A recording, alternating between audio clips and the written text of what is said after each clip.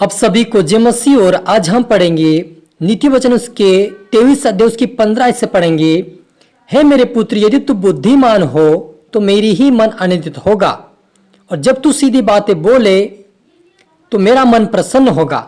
तू पापियों के विषय में मन में डाह न करना, दिन भर यहोवा का भय मानते रहना, क्योंकि अंत में फल होगा और तेरी आशा ना टूटेगी। हालेलुया। हम प्रार्थना करें। धन्यवाद मेरे परमेश्वर पिता, प्यार प्रभु जी, मेरे खुदा मेरे ईश्वर राजा प्रभु जो देख रहे सुन रहे पिता परमेश्वर, मैं हर एक के लिए प्रार्थना करता मेरे पिता कि आज से प्रभु वो बुद्धिमान होने पाए। आज का वचन सुनकर उनके बुद्धिमान मन पिता आनंदित होने पाए, और आज से प्रभु तेरे मार्ग पे चलने पाए। आज से सीधी बातें बोलने वाले बन जाए। आज से प्रभु तेरे डर तेरे भय में चलने वाले बन जाए मेरे पिता। आज से प्रभु जी पापियों के मार्ग पे ना खड़े हो, लेकिन तेरे मार्ग पे खड़े होकर तेरे वचनों का पालन करो, तेरे राज्य की वारस बने सहारा दे मेरे परमेश्वर पिता। आज का वचन पिता हर एक दिन 100 गुना फलाए और प्रतिफल उनका मिले प्रभु, और आशीष होने पाए मेरे पिता। हरि तो आत्मा शाप्त मेरे पिता, अपना पुत्र आत्मा देता प्रभु जी, आप मेरे मुख से बोले पवित्र आत्मा मदद सहायता कर। ये प्रार्थना दुआ यीशु तेरे मीठे मधुर नाम से मांगते हैं, आमीन। तो मेरे अजीजों, यहाँ पे लिखा कि हे मेरे पुत्र, यदि तू बुद्धिमान हो तो मेरा ही मन आनंदित होगा, और जब तू सीधी बातें बोले तो मेरा मन प्रसन्न होगा। हालेलुया। मेरे अजीजों, हमें परमेश्वर कहता कि तू बुद्धिमान होगा तो सीधी बातें बोलेगा, यानी परमेश्वर कहता कि यदि तू बुद्धिमान होगा तो मेरा वचन को बोलेगा, मेरी बातों को बोलेगा, और मैं तब क्या करूंगा? प्रसन्न होऊंगा। तो मेरे अजीजों, आप पर मुझे परमेश्वर यही कहना चाहता है कि आप पर मुझे बुद्धिमान और समझदार बनना है और अच्छा बोलना है, दूसरे के लिए आशीष कारण बनना। क्योंकि जब हम मसीह में आ गए तो मसीह में एक नई सृष्टि है। हालेलुया। हम मसीह में नई श्रेष्ठता, हमारा स्वभाव, हमारा चरित्र, बोलना चलना प्रभु के प्रसन्न के अनुसार हमें बोलना है कि प्रभु हमसे क्या चाहता है, प्रभु को क्या बात है, उस बातों का हमें बोलना है, ताकि परमेश्वर हमारी भक्ति और आराधना देखकर, उस बोलते हुए बातों को देखकर परमेश्वर हमसे प्रसन्न हो और हमें उसका प्रतिफल दे। और वो कहता कि तू पापियों के विषय में डाह मत करना, दिन भर यहोवा का भय मानते रहना।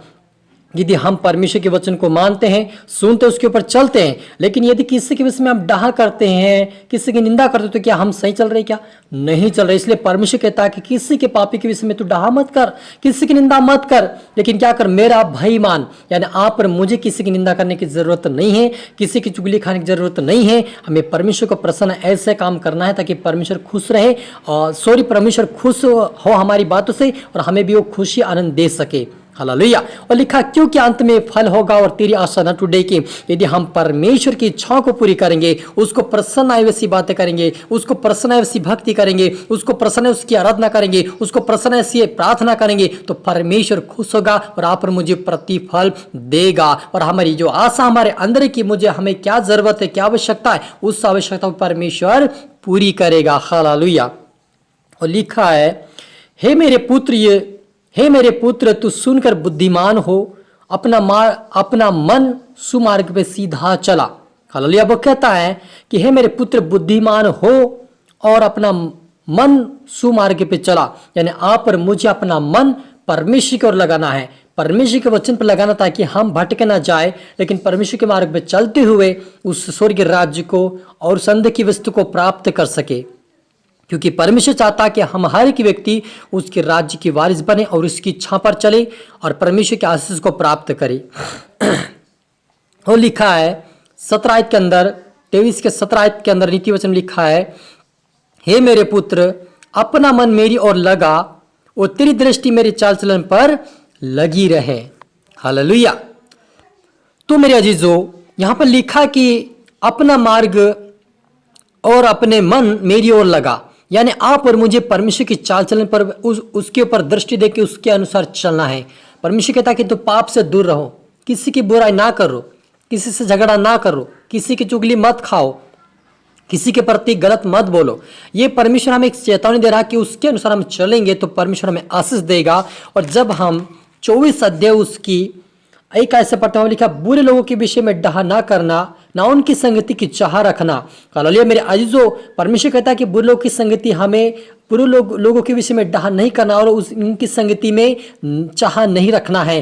मेरे अजीजों, यदि हम परमेश्वर की आराधना करने वाले हैं, उसकी भक्ति करने वाले, उसके मार्ग पे चलने वाले हैं, तो आप और मुझे परमेश्वर चेतावनी वचनों से देता है कि उनके विषय में डाह हमें नहीं करना चाहिए और उनकी संगति भी हमें चाहत नहीं रखना चाहिए। ऐसे लोगों से हमें दूर रहना चाहिए ताकि हम पाप में ना गिरे। क्योंकि मेरे अजीजों, यदि हम ठट्टा करने वाले के संग चलेंगे, बुरी संगति में रहेंगे, बुरे काम करने वाले के संग रहेंगे, पापियों के मार्ग पर चलने वाले के संग रहेंगे, उनकी संगति में रहेंगे, तो हमारा जीवन भी वैसा ही हो जाएगा। इसलिए परमेश्वर कहता है कि उनकी संगति में ना जाओ, लेकिन मेरी संगति में आओ। यानी यहाँ पर मुझे प्रभु के लोगों की और परमेश्वर के दास की और उसकी आराधना की संगति में जाना है, उसकी प्रार्थना की संगति में जाना है, ताकि हम बुद्धिमान समझदार बनकर उस परमेश्वर के आशीष को प्राप्त कर उसके राज्य के वारिस बनकर हम एक दूसरे के लिए आशीष कारण बन सके। हालेलुया। हम प्रार्थना करें।